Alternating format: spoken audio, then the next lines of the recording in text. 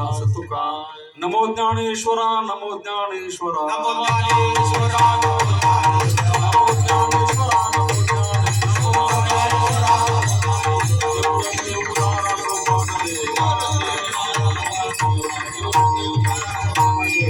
बाबाय नमो त्रिभुवन पावन बाबाय नमो त्रिभुवन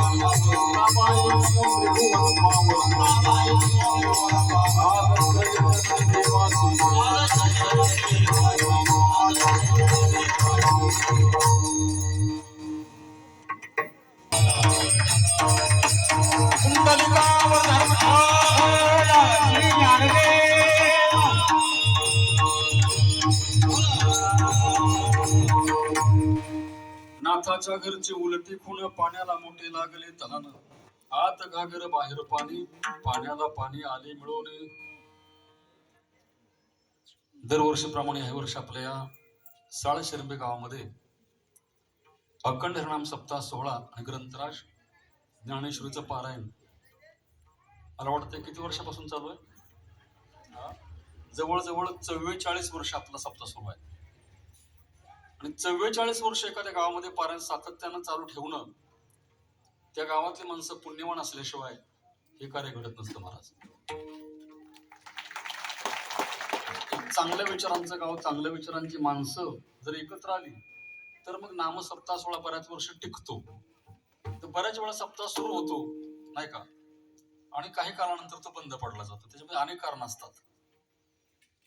या सप्त्यामध्ये काय प्राप्त होतं, ज्ञानेश्वरीमध्ये काय प्राप्त होतं, तुम्ही आवाज जरा क्लिअर करा आणि थोडासा बेस वाढवा.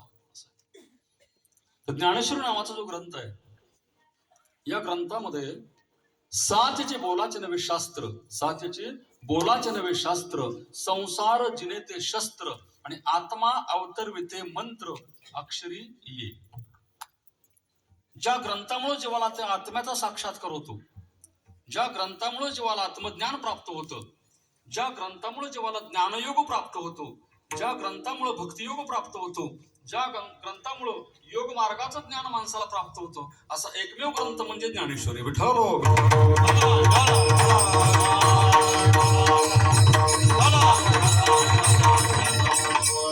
अर्जुना समत्व चित्ताचे तेची सार योगाचे, जेत मनाने बुद्धीचे ऐक्यशे. मनाचा आणि बुद्धीचा ऐक्य घडल्याशिवाय ज्ञानेश्वरी ग्रंथ कळत नाही. एवढंच नव्हे, नाही कळाला तरी चालेल, पण भाव धरून या वाची ज्ञानेश्वरी. भावाला फार मोठं महत्व आहे. एक सांगू तुम्हाला, कीर्तन करत असताना सुद्धा कीर्तनकारांच्या अंगामध्ये भाव असावा लागतो. अंगामध्ये भाव असावा लागतो. भावाचा अभाव असेल तर प्रभाव राहत नाही. भावाचा अभाव असेल तर प्रभाव राहत नाही, आणि प्रभाव राहण्याकरता स्वभाव चांगला असावा लागतो. विठ्ठल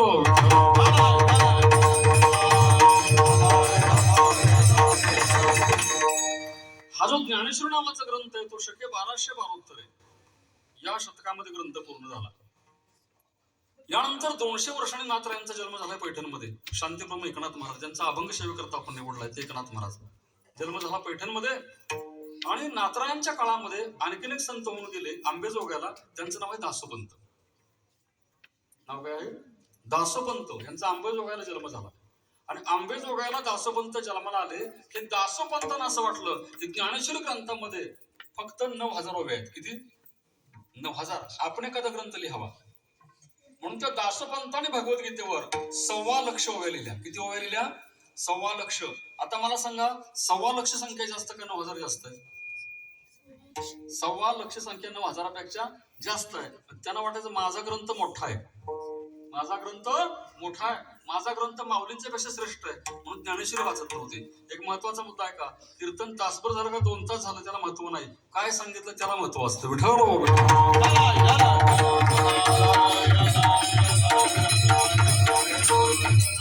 दासोपंतांनी जो ग्रंथ लिहिलाय त्या ग्रंथामध्ये 1.25 ओव्या आहेत. किती ओव्या? 1.25 ओव्या असल्यामुळं दासोपंत ज्ञानेश्वरीला धक्काच लावत नव्हते, ज्ञानेश्वरी बिलकुल वाचत नव्हते. ते आपलाच ग्रंथ वाचायचे, स्वतः लिहिलेला. आणि ही दासोपंतांचं महत्व असं आहे, हे दासोपंत सामान्य नव्हते. थोडासा अहंकार झाला होता. परमार्थ असो किंवा कोणता पण विषय असो, माणसाला अहंकार झाल्याशिवाय राहत नाही. महाराज म्हटले अहंकाराचा वारा न लागो राजसा. अहंकार नसावा, ज्ञान वाढलं की अहंकार वाढतो. म्हणून ज्ञानाची उंची वाढावी लागते आणि अहंकाराची उंची खाली यावी लागते. विठ्ठल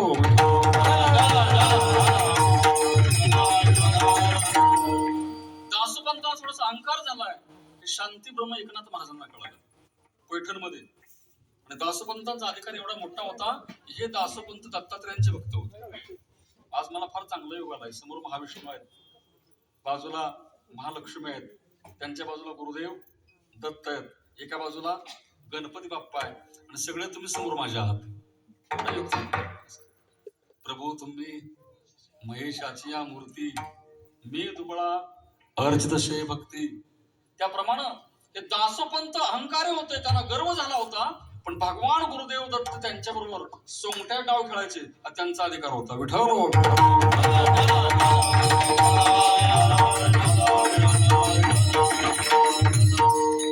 दासोपंत भगवान गुरुदेव दत्तांचे भक्त होते आणि दत्त त्यांच्याबरोबर सोंगट्याचा डाव खेळायचे. इतका त्यांचा काय होता अधिकार होता. पण त्यांना गर्व झाला होता. ज्ञानेश्वरी वाचत नव्हते. पैठणला एकनाथ महाराजांना कळालं हा भक्त फार चांगला आहे, पण जर ज्ञानेश्वरी नाही कळलं तर वाया जाईल. ज्ञानेश्वरी कळावी लागते. आणि म्हणून एकनाथ महाराज दासोपंतांना भेटण्याकरता आंबेजोगाईला गेले. किती लांबचा प्रवास आहे बघा. आंबेजोगाईला दासोपंतांना भेटण्याकरता गेले. दासोपंतांच्या वाड्यावर गेले. त्यांना सांगितलं पैठणचा नात आहे, पैठणचा नात आहे. म्हणजे इकडे कशा करता आलाय? म्हटले पैठणला पारायण करायचंय ज्ञानेश्वरीचं. कोणतं पारायण? पारायण ज्ञानेश्वरीचं करायचं आहे. आणि आपल्यासारख्या महात्म्यांच्या पाय आमच्या गावी लागत. संत येते घरातोची दिवाळी दसरा याल का तुम्ही? दासोपंत म्हटले नाथ बाबा मी काय गरीब नाही, दासोपंत श्रीमंत होते. 2000 शिष्य, हत्ती घोडे गुंट असा मोठा लवाजमा दासोपंतांचा होता. त्याने सांगितलं एकनाथ महाराज पैठणला आलो असतो, पण हे सगळं साहित्य घेतल्याशिवाय मी गाव सोडत नाही. विठ्ठल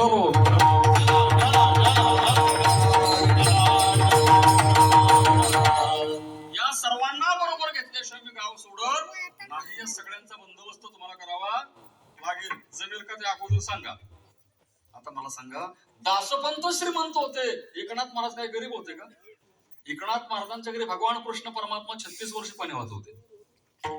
भगवान कृष्ण परमात्मा नाथांच्या घरी श्रीखंड्या रूपानं 36 वर्ष पाणी वाहिले महाराज. स्वकरे चंदन घासे गंगेचे कावडी पाणी भरितो. स्वकरे चंदन घासे गंगेचे कावडी पाणी भरितो. एकनाथ सदनी माधवजी सर्व कामे करीतो.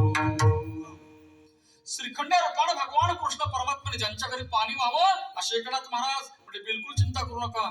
2000 नाही 5000 शिष्य घेऊन या, सगळ्यांचा बंदोबस्त करतो. विठ्ठल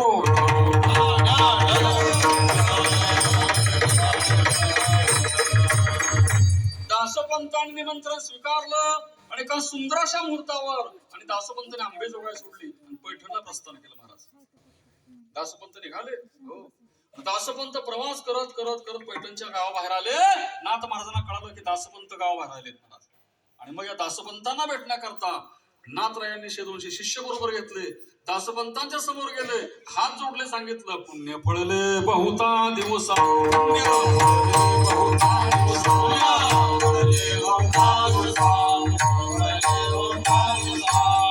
उदयाचा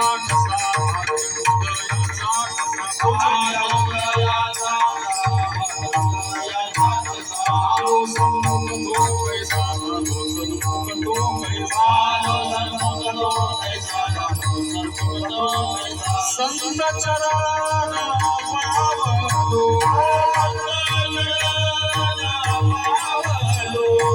संत चरण पावलो,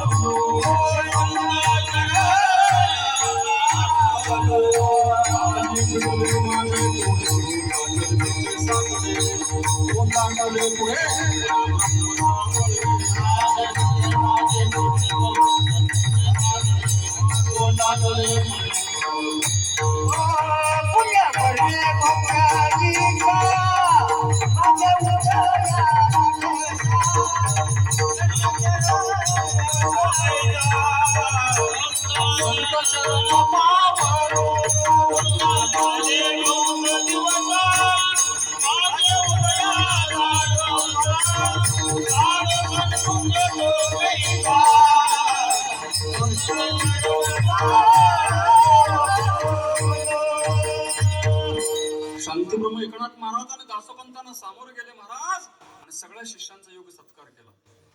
दासोपंतांना बरोबर घेतलं. एकनाथ महाराजांनी वाड्यावर घेऊन आले आणि भला मोठा वाडा उतराय दिलाय दासोपंतांना. दासोपंत वाड्यामध्ये मुक्काम केला. नाथ बाबांनी सांगितलं आज मुक्काम करा, फार प्रवास आपला लांबचा झालाय, आज विश्रांती घ्या, सकाळी उठा, स्नान संध्या करा. ऐका बरं का. आणि उद्या संध्याकाळी 5 वाजता समोरच्या वाड्यावर प्रवचन ऐकायला या, सांगायला नव्हे. विठ्ठल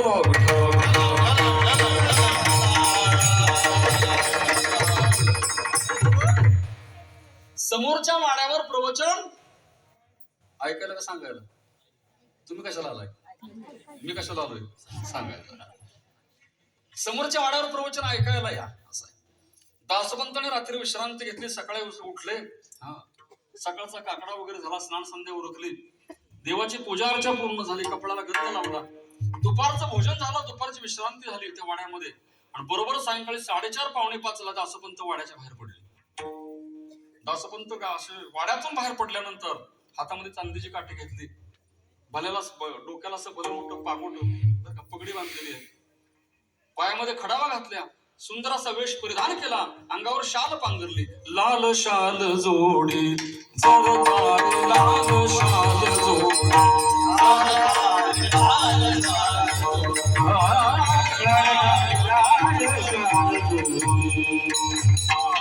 झोकदार श्री बांधू, झोकदार श्री बांधू, नाचत चाले जैसा येतो, नाचत चाले जैसा येतो, नाचत चाले जैसा येतो, रंगभूमीवरील नट सजोनी, लाल शाल जोडी जरदारी, लाल शाल जोडी जरदारी, लाल शाल जोडी, लाल शाल जोडी जरदारी, लाल शाल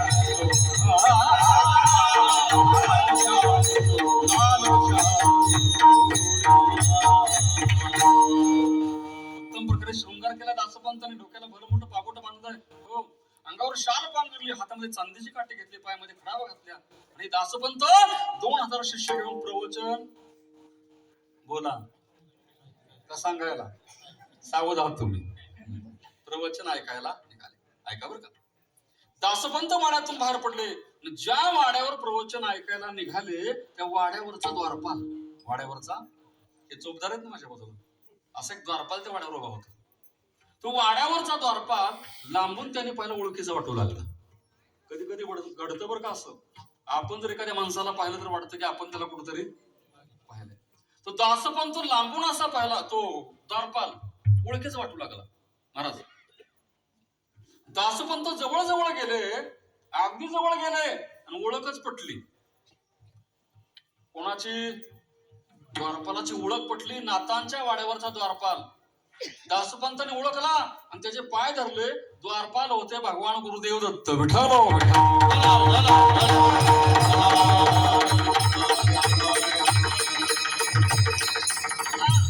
नातांच्या वाड्यावर द्वारपाल कोण आहे? भगवान गुरुदेव दत्तांना पाहिलं. दासोपंत पाय धरले त्या द्वारपालाचे. द्वारपाल सांगू लागला, इथं माझ्या पाय पडू नका, ह्या वाड्यावर मी द्वारपाल आहे, ह्या वाड्यावर मी. दासोपंत म्हटले, आपण माझे गुरु आहात. भगवान गुरुदेव दत्त आपणच का? म्हणलं मीच आहे. दत्त मीच आहे. या वाड्यावर कोण आहे? म्हणले आपण माझे गुरु आहात. म्हणजे मी तुमचा गुरु तिथं आंबेजोगाईत, इथं या वाड्यावर द्वारपाल आहे. वाड्यावर कोण आहे? वाड्यावर द्वारपाल ऐकलं. म्हणजे दत्त परमात्म्याला सांगितलं, गुरुदेव तुम्हाला सुद्धा मालक आहे? दासोपंत विचारतात, तुम्हाला मालक आहे? दत्त म्हटले, माझा मालक ह्या वाड्यामध्ये 36 वर्ष पाणी वाहतोय, भगवान कृष्ण परमात्मा. माझा मालक ह्या वाड्यामध्ये 36 वर्ष पाणी वाहतोय, ते भगवान गुरुदेव दत्त म्हणतात बरं का. भगवान कृष्ण परमात्मा 36 वर्ष पाणी वाहतोय, तो माझा मालक आहे, तो माझा मालक आहे. आणि त्यांच्या मालकांचं आज प्रवचन आहे, ते एकनाथ महाराज. विठ्ठल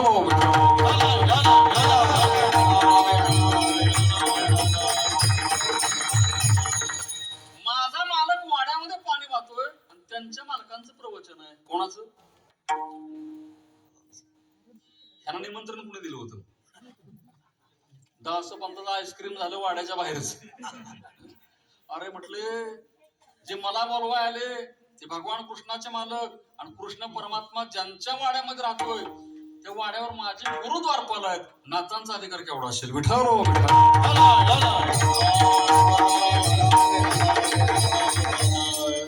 सहा महिने दासोपंत वाड्यावर राहिले होते. किती महिने? 6 महिने मुक्काम ठोकला. रोज ज्ञानेश्वर ऐकायचे 1 तास. 6 महिने ज्ञानेश्वर ऐकली. नातांच्या मुखातनं 6 महिने पूर्ण झाले. डोळ्यातून पाणी यायला लागलं. दासोपंतांचे रडायला लागले. दासोपंतांनी विचारलं, नाथराया हे संपणार कधी? नाथराया म्हटले, मी सांगणारा संपेल, तुम्ही ऐकणारे संपाल. ज्ञानोबरायांची बुद्धी आहे. ज्ञानाचा सागर, कैवल्याचा पुतळा, साधकांचा मायबाप, ज्ञानियांचा शिरोमणी, अशा माऊलींची बुद्धी आहे. हे ज्ञान कधीही संपणार नाही. असं एका वेळी एवढं आहे. 9,000 किती असेल? आता म्हटले माझ्या ग्रंथाचं काय करू? आता म्हटले तुमचा ग्रंथ गुंडाळून ठेवा, ज्ञानेश्वरी वाचत जा. विठ्ठल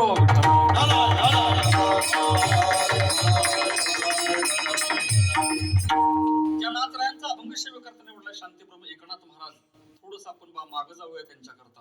हे नाथ बाबा काशीतलं गंगेचं पाणी घालायचं रामेश्वरला. पाणी कुठलं? काशीतलं. वाचे म्हणता गंगा गंगा सकल पापे जाती भंगा. गंगा नाव जर मुखातून जर पाप शिल्लक राहत नाही, असं गंगेचं पाणी कावडीमध्ये घेतलंय. हजारो ब्राह्मण ते पाणी घेऊन निघाले कुठे? रामेश्वर. हजारो ब्राह्मणांचा प्रवास सुरू आहे. जन्मना जायते क्षुद्राः संस्कारात द्विज उच्यते वेदादयी भवेद विप्र ब्रह्म जानाति ब्राह्मणा. असे शुद्ध ब्राह्मण निघाले होते. विठ्ठल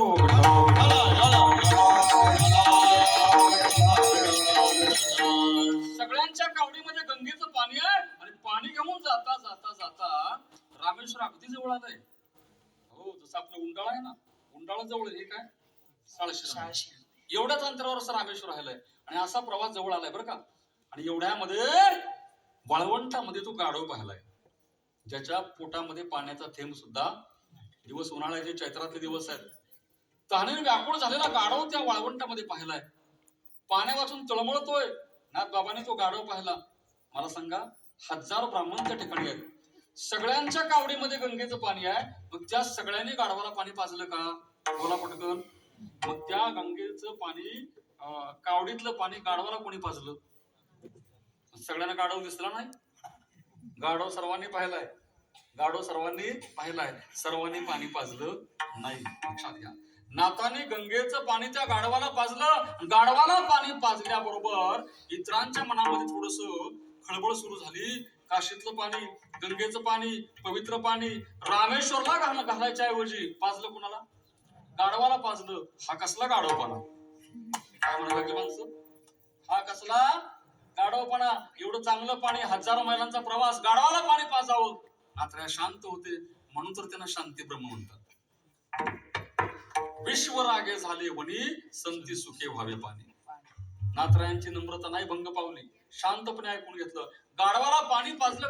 गाढवाचा आत्मा शांत झाला महाराज. आणि 4 पावलं नाथराय गेले. फक्त किती? 4च पावलं गेले. आणि 4 पावलं गेल्यानंतर गाढव अदृश्य झालं. ऐकताय ना सगळे? गाढव अदृश्य. आणि त्या गाढवातून रामेश्वर उभे राहिले.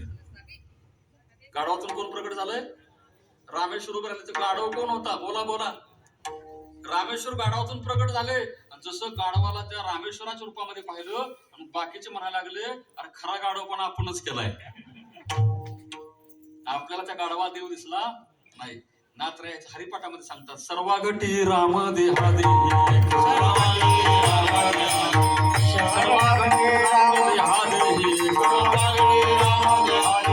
सूर्य प्रकाशक सस्पर्शी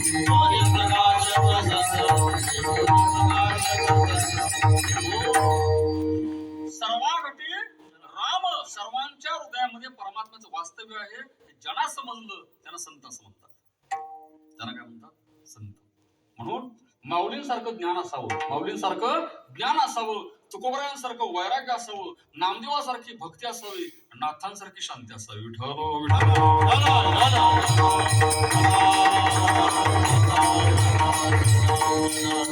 थोडस ज्ञानेश्वर बद्दल आपण बोललो, थोडस नाथांच्या बद्दल आपण चिंतन केलं 5 मिनिटांमध्ये. आता जो अभंग सेवेकरता आपण निवडलाय त्या अभंगाकडे आता हळूच आपल्याला जावं लागेल. कारण सप्त्यामध्ये टायमिंगचं महत्व पाळावं लागतं. तुम्ही 9ला मला विना दिलेला आहे. म्हणून कमीत कमी 1 वाजेपर्यंत मला सोडणं माझं कर्तव्य आहे. त्याशिवाय मला एखादंच केल्यासारखं वाटणार नाही. विठ्ठल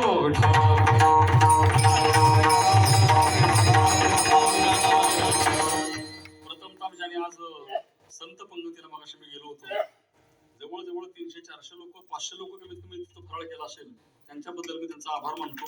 एवढ्या लोकांना माणसं नसून माणसं महाराज देव माणसं आहे. देव माणसं. आता रोज काय चाललंय मला माहिती आहे, 7 दिवस थांबावं लागेल मला, पण भातावरून शेताची परीक्षा कळते मला. एवढ्या बहुसंख्येनं तुम्ही टायमिंगला इथं सगळा संसार सोडून, ज्या संसारावर नितांत प्रेम आहे असा संसार सोडून तुम्ही इथं आलाय, त्याबद्दल तुम्हाला धन्यवाद दिलं पाहिजे.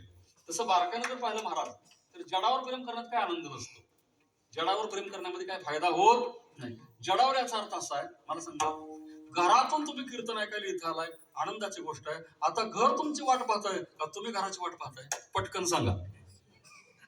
नाही नाही, घर तुमची वाट पाहताय का तुम्ही घराची वाट पाहताय? काय भानगडे?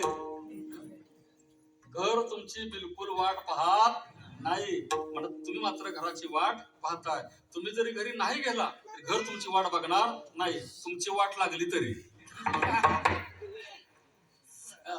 संसार सुख का देत नाही याचं कारण असं आहे, संसारातली कुठलीही वस्तू तुम्हाला जाणत नाही. संसारातल्या सगळ्या वस्तू बाहेरून गोळा कराव्या लागतात. विठ्ठल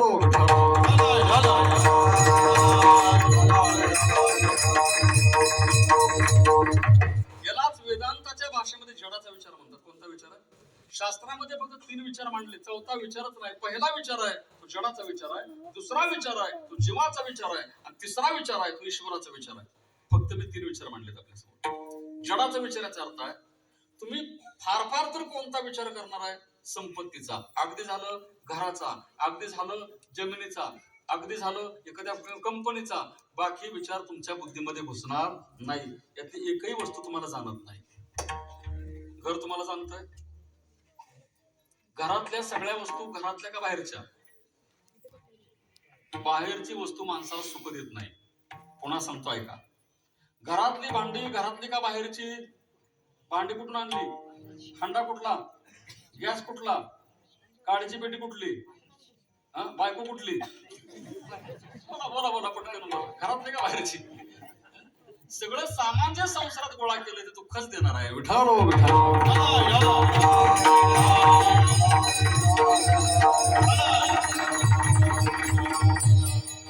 हा पहिला विचार आहे तो जडाचा विचार आहे.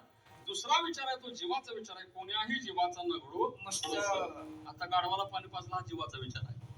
आणि तिसरा जो विचार आहे ईश्वराचा विचार आहे. कै मी उद्धार पावेन, कै कृपा केलं नारायण, ऐशे तुम्ही सांगा संत जन करा समाधान चित्त माझे. ज्या नाथांचा अभंग शिवकर्ता निवडलाय ते नाथराय म्हणतात, नाथाच्या घरची उलटी खून.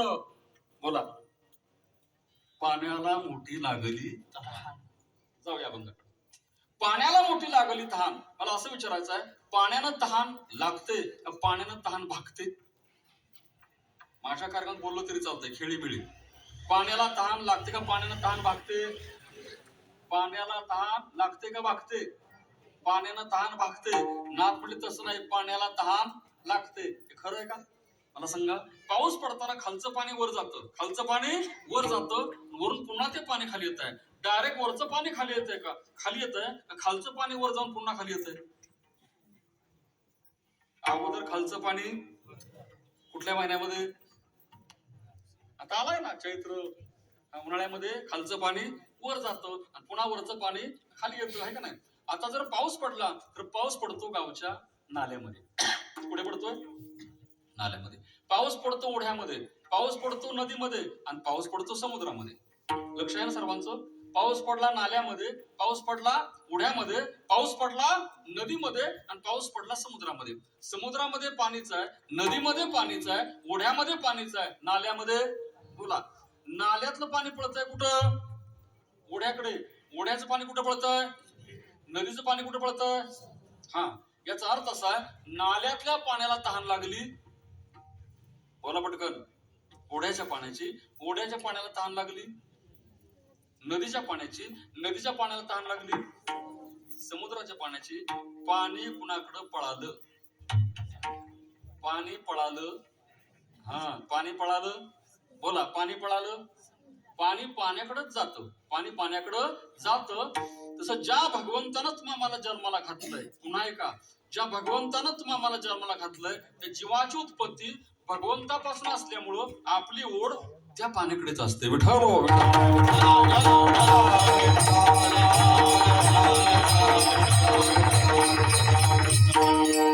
जीवाची ओढ कोणाकडे? भगवंताकडे. मनुष्य जात सकळ ते स्वभावता भजनशील. ऐका, परमार्थाचा असा विषय आहे, एक देव सर्वांना आवडत नाही, पण देव आवडत नाही अशी व्यक्ती शोधून सापडणार सर्वांना देव आवडत. काय भक्त शंकराचे असतात. सोमवार कोणाचा बोला? मंगळवार आपल्याला फार लांब जायचं. निर्गुण प्रगटली आता झाली सगळं बरोबर, पण काय तुमचं बंधन आहे? काय गंमत आहे बघ. सोमवार शिवशंकराचा, मंगळवार देवीचा, बुधवार पांडुरंगाचा, गुरुवार दत्तांचा, शुक्रवार महालक्ष्मी असेल, शनिवार मारुती, रविवार ज्योतिबा, पुन्हा सोमवार शंकराचा. प्रत्येकाचा आवडता देव असू शकतो, त्याबद्दल तक्रार करायची काही गरज नाही. विठ्ठल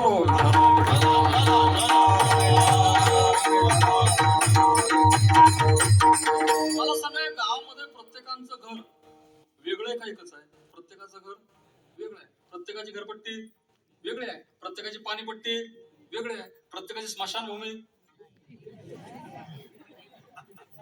आता इथं काय अडचण नाही तुम्हाला बांधून ठेवायला.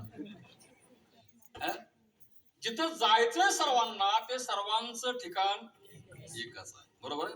आणि जिथून तुम्हाला पाठवलंय ते सुद्धा सर्वांचं ठिकाण एकच आहे. कुठल्याही भगवान परमात्मा सेवा करायला अडचण नाही.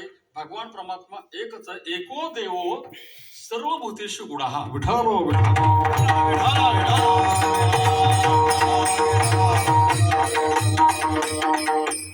असा जो भगवान परमात्मा आहे, व्याप्त भगवान परमात्मा आहे. पण असा व्याप्त असणारा भगवान परमात्मा भक्तांच्या करता आला नावा रूपा, आणि तुका म्हणे झाला सोपा. एकनाथ महाराज म्हटले, या जीवाला परमात्म्याची तहान लागावी लागते, त्याला म्हणतात परमात्मा. त्याला काय म्हणतात? परमात्मा. आणि जो आपल्या अंतरामध्ये आहे त्याला म्हणतात आत्मा. आतमध्ये कोण आहे? आत्मा आहे. आणि बाहेर कोण आहे? परमात्मा आहे. पर म्हणजे दुसरा, पर म्हणजे दुसरा. मग आता हा जो आत्मा आहे, हा आत्मा अनादि आहे. आत्मा कसा आहे? अनादि, विशुद्ध, शस्त्राधिक छेदून न घडत या. परंतु या आत्म्याचा जो जन्म आहे तो जन्म कसा आहे? महाराज म्हटले, पती जन्मला माझे उदरी, पती जन्मला माझे उदरी, पती जन्मला माझे उदरी, मी झाले तयाचे नोवरी, मी झाले तयाचे नोवरी. पतिव्रता धर्म पहावा माझा, पतिव्रता धर्म पहावा माझा.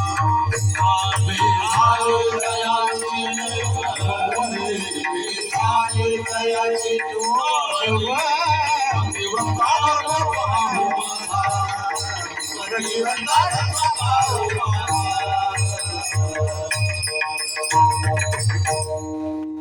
पती जन्मला माझे उदरी, गुडाभंग महाराजांचा. पती जन्मला माझे म्हणजे माझ्या पतीचा जन्म माझ्या उदरातून झालाय. नाही कळाला अजून? पण मला सांगा, बाळ अगोदर काय अगोदर? साधेव बाळ अगोदर काय अगोदर? बोला ना, काय त्यात विचार करायची काय गोष्ट आहे? बाळ अगोदर काय अगोदर? आई अगोदर. मला सांगा, एखाद्या बाईला आई कधी म्हणतात? पुन्हा अडचणी तुम्ही आला. एखाद्या बाईला आई कधी म्हणतील? जर तिला बाळ झालं तर. म्हणजे बाळ झालं तर आई, बाळ झालं नाही तर. महाराज बरोबर आहे ना? आहे का नाही? आई कधी होते? आहे का नाही? बाप कधी होतो? मुलगा झाला म्हणजे बाळ झालं तर बाप होतो ना, बाळ झालं तर आई होते. अगोदर बाळ का अगोदर आई? विठ्ठल विठ्ठल.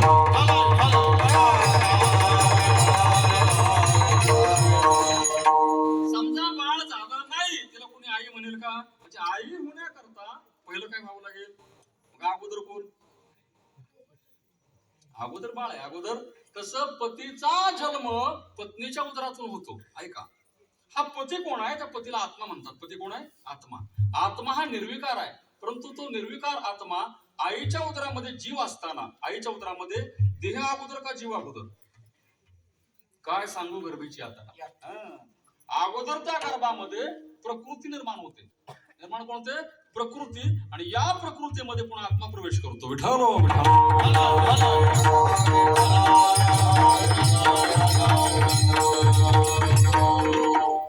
अगोदर त्या स्त्रीच्या उदरामध्ये निर्माण कोण होते? प्रकृती. देहाला काय म्हणतात? समजा एखाद्या माणसाची जर तब्येत बिघडली, तो जर आजारी पडला तर तो काय म्हणतो? आज माझी प्रकृती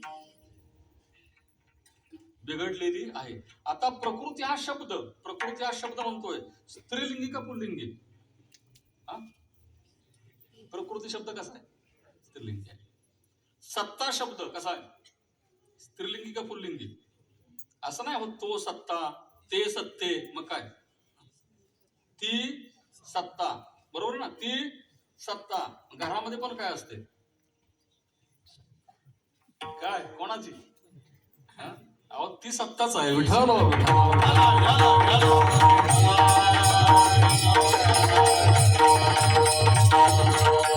सोडा. माझ्या समोर जे महाविष्णूंचं मंदिर आहे ते बाजूला कोण आहे?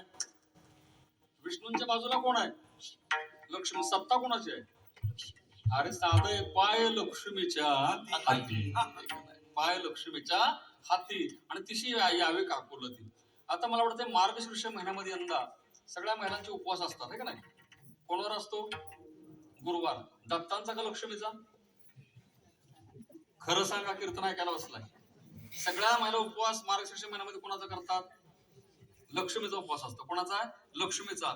मला असं विचारायचंय, लक्ष्मी कोणाची बायको? महाविष्णूची. एकादशी कोणाची? बोला की, बोला. महाविष्णूची. मग ती धरायची नाही. एकादशी धरायची नाही. व्रत कोणाचं करायचं? तुम्हाला साधं कळत नाही. ज्या घरात नवऱ्याला किंमत नाही तिथं बायको तरी जाईल का? विठ्ठल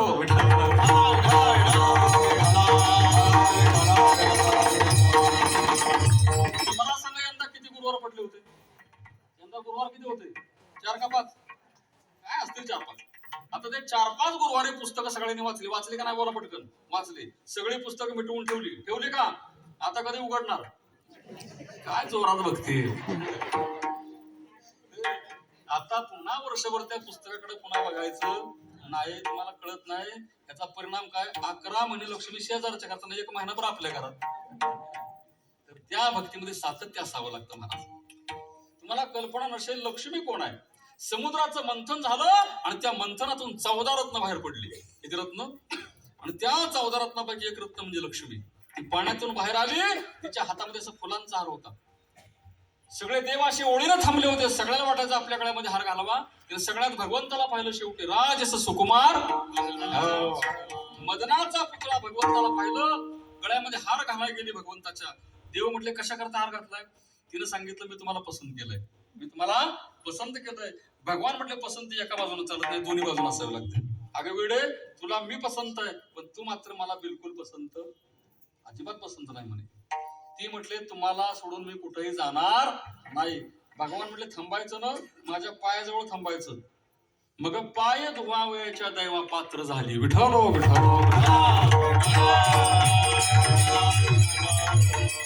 आज महाराष्ट्रातले लाखो वारकरी पंढरपूरला जातात. भगवान परमात्म्याच्या पाया करता का लक्ष्मी करता? बोला बोला बोला. आता कोटे धावे मन आणि तुमचे चरण देखलिया. ते भगवान परमात्म्याचे पाय जर सापडले, पाय जर तुमच्या हातामध्ये आले, लक्ष्मी थांबली कुठं? देवाच्या पायाजवळ. आणि तुम्हाला जर पाय सापडले, लक्ष्मी कुठं पडेल? विठ्ठल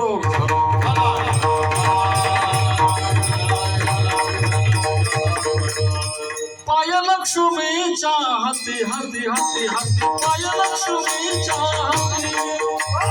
पाय लक्ष्मीच्या हाती हाती. पाय लक्ष्मीच्या हाती.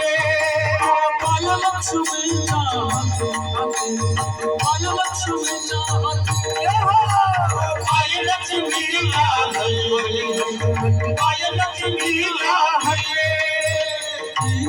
यावे काकून दिशियावे काकुलती दिशियावे काकुलती वेगळ्या नावातो हरी वेगळ्या नावातो हरी वेगळ्या नावातो हरी वेगळ्या नावातो हरी दिशियावे काकुलती दिशियावे काकुलती दिशियावे काकुलती दिशियावे काकुलती वेगळ्या नावातो हरी वेगळ्या नावातो हरी वेगळ्या नावातो हरी वेगळ्या नावातो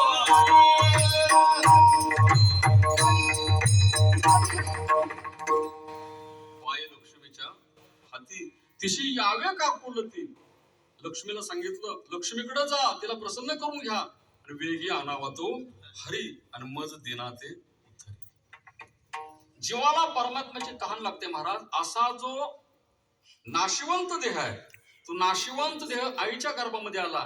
या गर्भामध्ये अगोदर देहाची निर्मिती होते त्याच्यानंतर आत्मा प्रवेश करतो. विठ्ठल विठ्ठल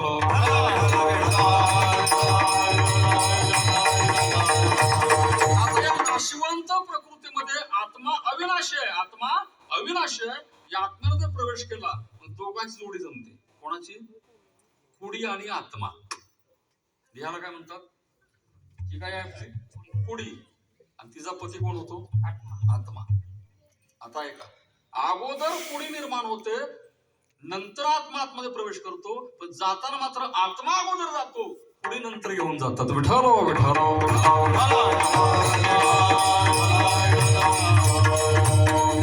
पती जन्मला माझे उदरी पुन्हा मी झाले तयाची नोवरी. पतिव्रता धर्म पाहो माझा सर्वांगानं पतीचा मी भोग घेते. विठ्ठल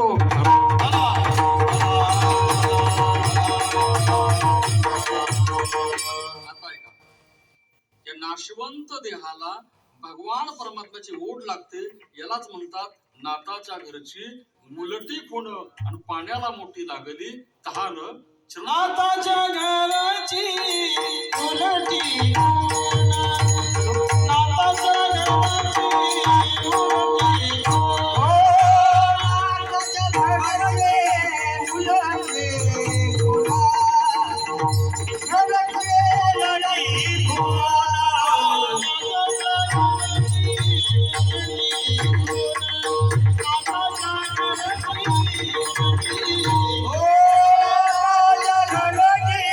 उलटी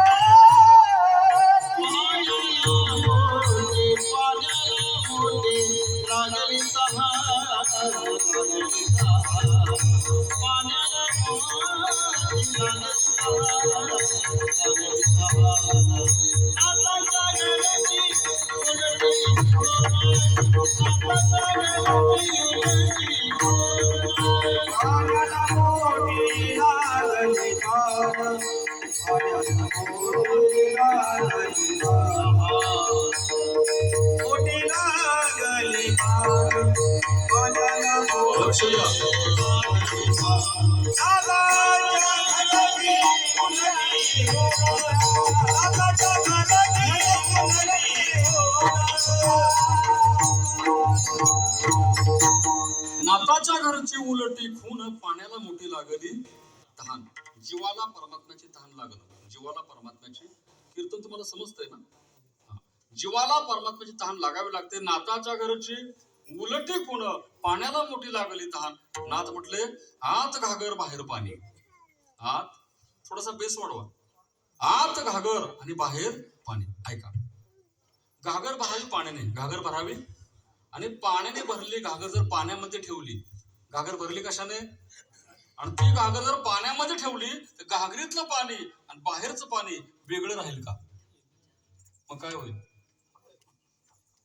घागर भरली कशाने आणि ठेवली कशामध्ये? आता घागर भरली पाण्यानं ठेवली पाण्यामध्ये. आता बाहेरचं पाणी आणि आतलं पाणी याचं वेगळे पण नाहीसं होतं. ते पाणी एकरूप होतं. तसं परमार्थामध्ये भगवान परमात्म्याच्या प्राप्ती करता अद्वैत भाव असावा लागतो. कोणता भाव आहे? अद्वैत भाव आहे. पण अद्वैत भावाच्या प्राप्ती करता त्या अद्वैत भावाच्या प्राप्तीकरता द्वैताचा आधार घेतल्याशिवाय अद्वैत भावाची निर्मिती होत नाही. विठ्ठल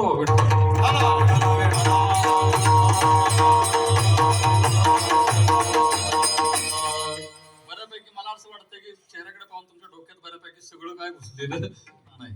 अद्वैत भाव हा अंतःकरणामध्ये द्वैत भाव नाहीसा होतो, बरोबर आहे, पण द्वैताचा आधार असल्याशिवाय अद्वैत निर्माण होत नाही. थोडं खाली येऊन सांगतो म्हणजे पटकन तुम्हाला कळेल. सांगू ना? बोला. हात किती आहेत? पटकन बोला. हात किती? तुम्ही नका वर करू, मी करतो. हात किती आहेत? 2. टाळी 1. हात किती? 2. टाळी 1. डोळे किती? पाहणं असे का एक ओढ एक साळशिरंब असं नाही, मग ते लग्नच होणार नाही, अवघड पडेल सगळं. डोळे 2 पण पाहणं 1. हात किती? 2. टाळी 1. पाय 2. चालणं 1. पती पत्नी 2. संसार पण, अरे वा, चांगली गोष्ट बघितली. पती पत्नी 2 आहेत पण संसार मात्र एकच आहे. डोळे 2 आहे, पाहणं 1 आहे, हात 2, टाळी 1 आहे, पाय 2, चालणं 1 आहे. आता याला म्हणतात द्वैत. विठ्ठल विठ्ठल.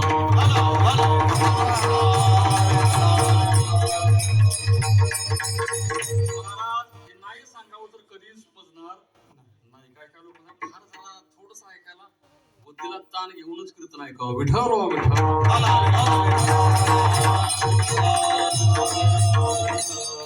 पाच कीर्तन ऐकली मग सवय होऊन जाते, आणि एकदा सवय लागली की मग तुम्ही चुकीचं काही ऐकणार नाही. आलं का? द्वैत भाव अंतःकरणात असावा लागतो, द्वैताशिवाय अद्वैत साध्य होत नाही. आता जरा थोडस बुद्धीला ताण द्या.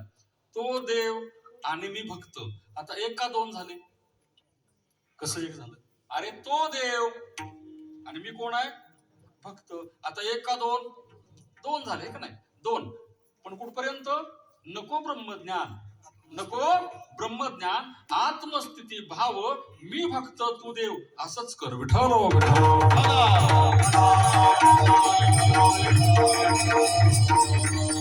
नको ब्रह्मज्ञान, आत्मस्थिती भाव, नको ब्रह्मज्ञान, आत्मस्थिती भाव, नको ब्रह्मज्ञान आत्मस्थिती भाव,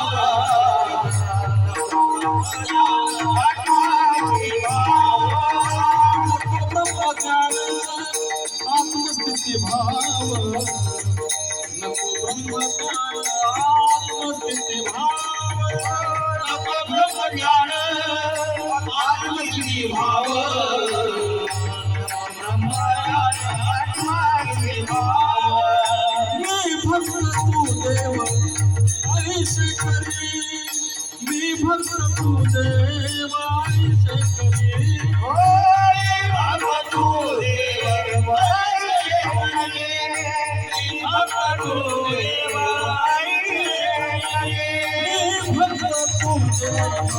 ऐसे करी, मी भक्त तू देव ऐसे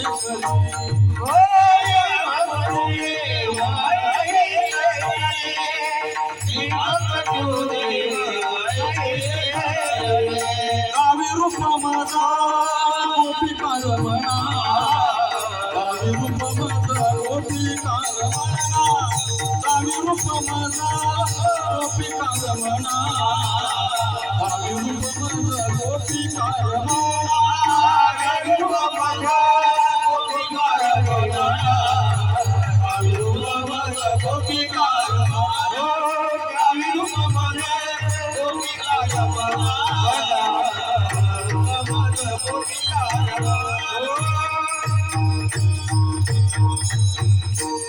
काय घोर अभंग तुकोबारांचा बघा ना. नको ब्रह्मज्ञान, नको ब्रह्मज्ञान सुद्धा नको, नको नको ब्रह्मज्ञान, आत्मस्थिती भाव. भगवंत एक काम कर, मी भक्त आणि तू देव, असंच कर. विठ्ठल विठ्ठल.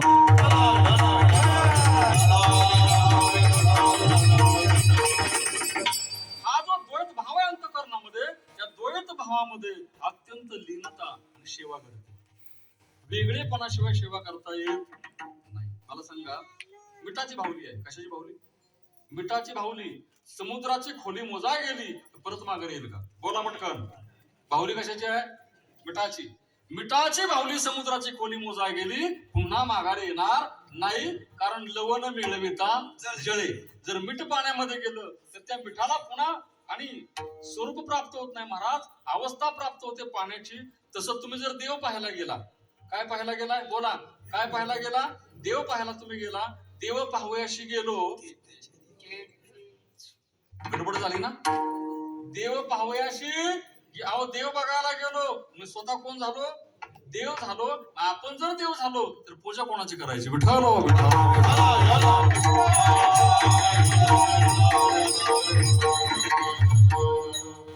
ऐका, देव होता येतं का? हो, देव होता येतं. तुझं भाव आहे देव, तरी हा सुलभ उपाय. आणि कांचे कानी गुणदोष मनानी, मस्तक ठेंगणा तरी संतांच्या चरणा. हे गुण अंगाला जर आपले आले तर तुका म्हणे गुण चंदनाचे अंगी, तैसे तुम्ही जगी संत जन. तुका म्हणे गुण चंदनाचे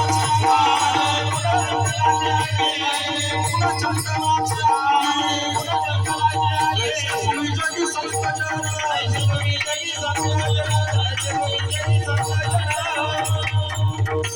हा द्वैत भाव जर बाजूला गेला, ऐका, द्वैत भाव बाजूला जाणं म्हणजे काय? तर जीव भगवान परमात्म्याशी एकरूप होणं. तिथं काय होतं? द्वैत भाव नाहीसा होतो. 20 वर्ष मुलगी लग्नाच्या अगोदर कोणाच्या घरात राहते? आई वडिलांच्या, बरोबर आहे.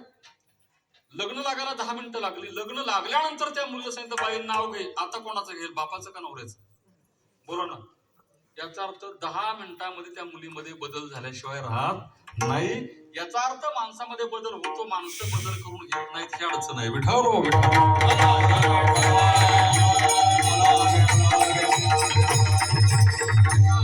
जर मुलगी नांदायला गेली, नांदायला मुलगी गेली, महिनाभर तिकडे राहिली सासरमध्ये, आणि एका महिन्यानंतर जर पुन्हा माहेरी जर आली आणि तिला एखादं काम सांगितलं, पोरी असं असं करतेस का? ती पोरगी लगेच म्हणते आई तुला खरं सांगते, आमच्या इकडे असलं चालत. बरोबर आहे ना. याचा अर्थ बदल होतो का नाही? बोला ना. बदल होत नाही? बदल होतो, बदल करून घ्यावा लागतो. तसं आपल्या जीवनामध्ये आपल्या उद्धाराकरता आपण आपल्यामध्ये बदल करावा लागतो. आपल्यामध्ये बदल करावा लागतो. काय माणसं म्हणतात महाराज माळा घालायची पण म्हातार झाल्यावर. अरे म्हातारा उचले ह्याची काय गॅरंटी आहे? विठ्ठल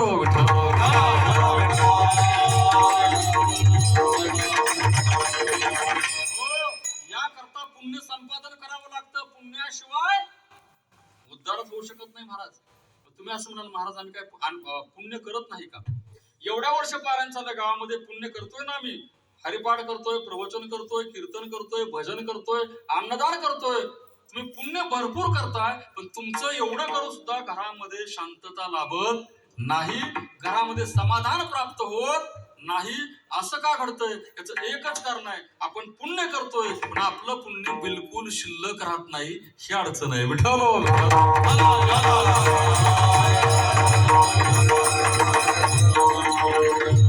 मला सांगा, पुण्य करणं जेवढं महत्वाचं आहे तेवढं केलेलं पुण्य शिल्लक राहावं लागतं. ज्यांचं पुण्य शिल्लक राहतं त्यांना म्हणतात पुण्यवंत. काय म्हणतात? आपलं काय होतंय? आपण पुण्य करतोय पण ते पुण्य आपण खर्ची घालतोय. सामान्यपणे सांगतो, दिवसभर मेहनत करावी, प्रचंड पैसा जमा करावा, पण दुसऱ्या दिवशी पैसा हातामध्ये शिल्लक राहत नाही. मग तो पैसा बँकेमध्ये असावा का नसावा? जर तुम्ही संसार करत असाल, नीट ऐका माझा मुद्दा, जर तुम्ही संसार करत असाल, लक्ष्मी असावी पाठीशी, लक्ष्मी असावी पाठीशी, संकटे असावे समोर. विठ्ठल विठ्ठल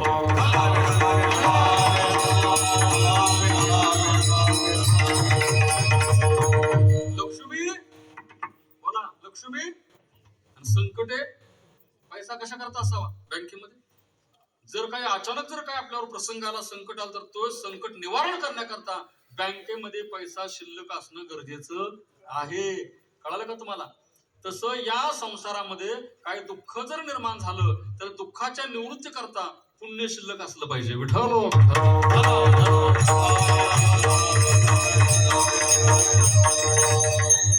आपण पुण्य करतोय पुण्य शिल्लक राहत, तीर्थयात्रा करतोय पुण्य शिल्लक राहत नाही, अन्नदान करतोय पुण्य शिल्लक राहत नाही. आता तुम्हाला एक प्रश्न पडलाय, पुण्य शिल्लक ठेवायचं हे कळतंय मला आपल्याकडे बघून सगळं. तुमचा चेहरा मला सांगतोय महाराज हे सगळं पुण्य करतोय, अन्नदान वगैरे झालंय सगळं, पण हे शिल्लक कसं काय टाकायचं? बरं का, महाराज लोकांना फार आवश्यकता आहे. पुण्य खर्ची घालायचं नाही, आपलं पुण्य आपण जतन करायचं. आपलं ज्ञान आहे, वाटत फिरायचं नाही. विठ्ठल विठ्ठल.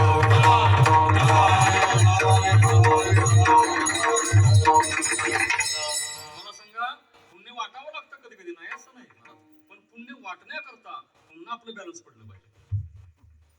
म्हणून जी माणसं कीर्तीच्या मागे लागतात, प्रसिद्धीच्या मागे लागतात, पैशाच्या मागे लागतात, त्यांचं पुण्य बिलकुल शिल्लक राहत नाही महाराज. कारण आपल्या पाया पडलं की आपण काय देतो? बोला ना, पाया पडलं आपण काय देतो? आशीर्वाद देणं म्हणजे काय? आपलं पुण्य वाटलं, आपलं पुण्य वाटलं, आणि पुण्य जर वाटलं तर पुन्हा पुण्य शिल्लक राहण्याकरता आपण ते नामस्मरण करून पुण्य वाढवलं पाहिजे. विठ्ठल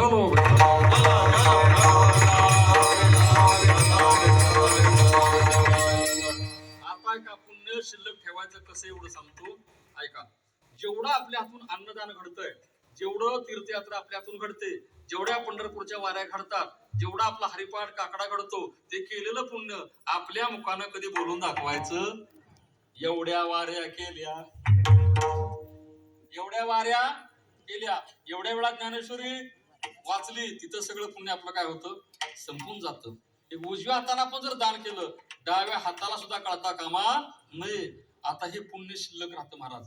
आणि मग आणखीन पुण्य वाढण्याकरता काय करावं लागतं? रोज संध्याकाळी मंदिरामध्ये जावं आणि आपल्यातून जेवढं पाप घडतंय तेवढं सगळं पाप देवाला बोलून दाखवावं. विठ्ठल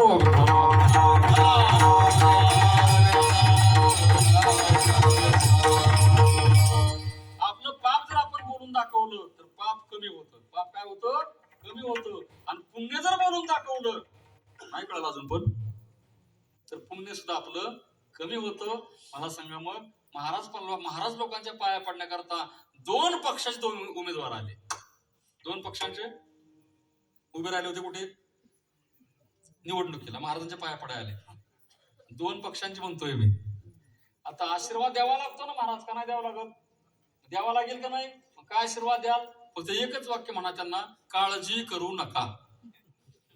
नाही कळलं तुम्हाला अजून? फक्त काय म्हणायचं? हा दोन्हीकडे पण चालतो. समजा चुकून एखादा पडलाच आणि तो जर भेटा आला, त्याला म्हणा तुला सांगितलं होतं 100% तू पडणार आहेस, काळजी करू नका. समजा एखादा निवडून आला, तिथं पण चालतो, सांगितलं होतं मला. विठ्ठल विठ्ठल.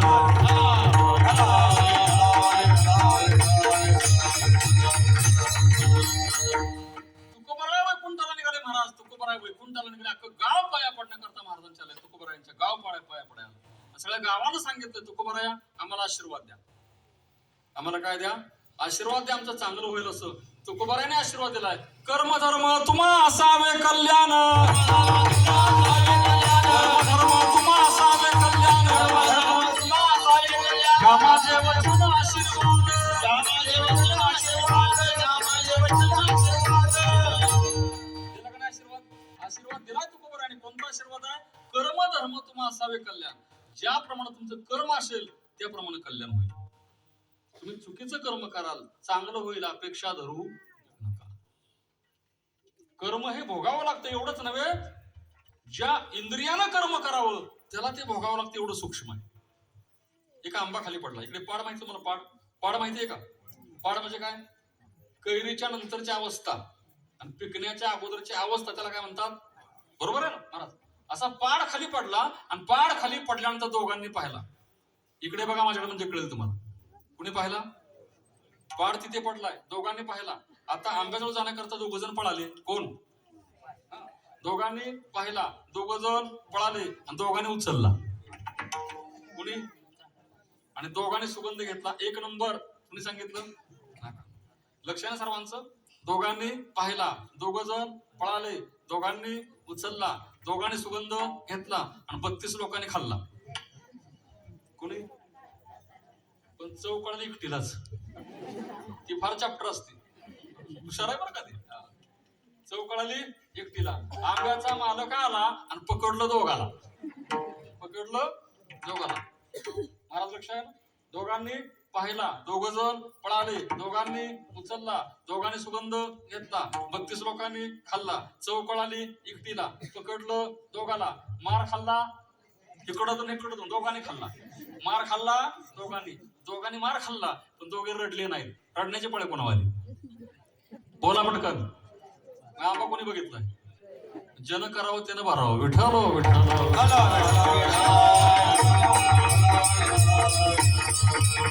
भोगतो ना घडे संचिता वाचून, भोगतो ना घडे संचिता वाचून,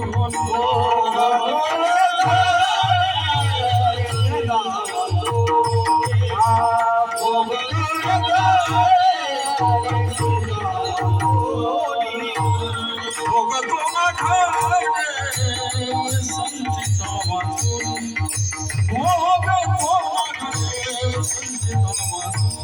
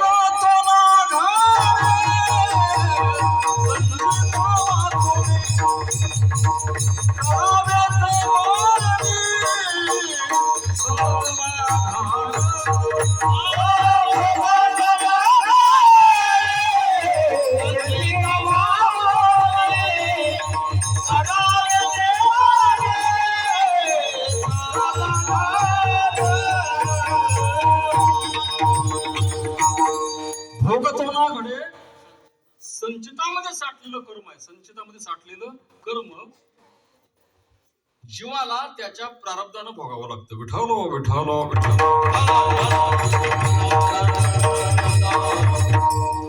आत गागर द्वैत भाव नाहीसा व्हावा लागतो, आणि द्वैत भाव जर निघून गेला तर मग आता नको ब्रह्मज्ञान, आत्मस्थिती भाव, हा भाव नाहीसा होतो. पुढची अवस्था काय? तर आता भगवंता द्वैत भाव संपला, द्वैत भाव संपला, आता मात्र मी तू पण जाऊ दे दुरी. ऐका, मी तू पण, आता मी पण संपलं, तू पण संपलं, मी तू पण जाऊ दे दुरी, आणि एकची घोंगडी पांघर होरी, इथं अद्वैत आहे. विठ्ठल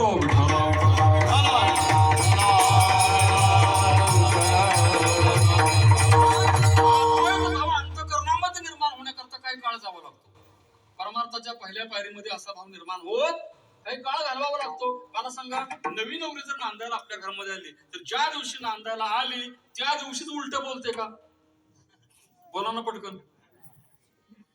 तर तिला उलट बोलताच येत नाही का? येत नाही. पण उलट बोलण्याकरता काही काळ त्या घरामध्ये जावा आहे का नाही? बरोबर आहे ना? कारण नांदायला एक उलट बोलेल, मग त्या दिवशी तिला बॅग भरावी लागेल. याचा अर्थ उलट बोलता येत नाही असं नाही, उलट बोलता येत आहे, म्हणजे जरा अंदाजे येऊ दे. विठ्ठल म्हणून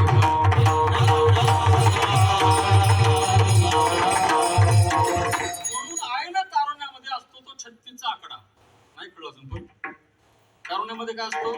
36चा मार्ग असतो ना.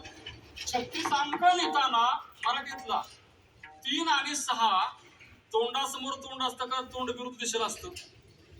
3च तोंड एका बाजूला असतं, 6च तोंड एका बाजूला असतं. त्याला काय म्हणतात? 36चा हा आयन तारुण्यामध्ये चालतो. एकदा वृद्धापकाळ सुरू झाला की मग 6 वर 3 येतं. नाही कळलं अजून? पण 3 वर 6, 3 वर 6 आणि 6 वर 3, 6 वर 3 63. म्हातारपणामध्ये बऱ्यापैकी घरामध्ये बायकोचं ऐकून घ्यावं लागतं, आणि जरी 4 शब्द वाईट बोलले आता काय सोडून द्यायचे का महाराज? विठ्ठल विठ्ठल.